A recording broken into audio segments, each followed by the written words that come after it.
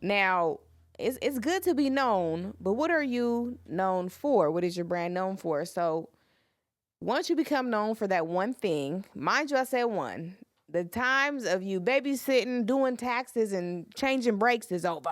Okay, Okay. Multitasking. one. Okay. Multitasking. That's another thing that society told us was okay, but it's not good for you, and it's not good for your pockets either. Talk to us about So why. Talk to us about talk why. to me about why. Okay. Yeah. You should focus on one thing at a time. And because when you actually start working on something, you see how much work it takes to do that one thing. When you focus on multiple things, they're not going to turn out right. So you want to focus on your one niche, your one business, your one brand.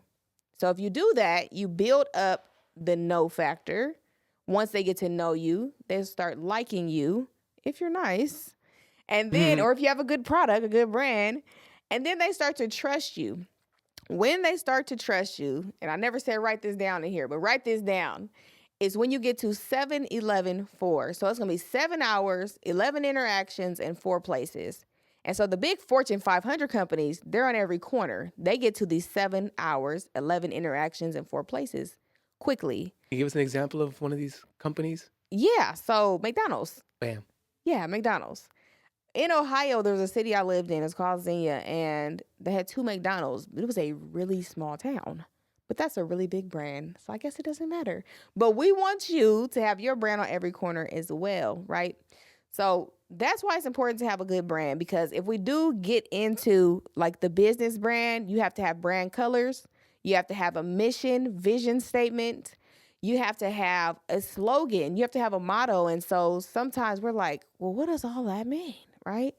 But those are things you need for a brand. You need a logo, you need a website so that they can see you. Examples of those 7 hours, you can be going live on Instagram.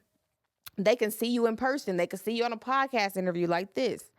The 11 interactions, you can see them on Instagram Live. You can see them on Facebook Live.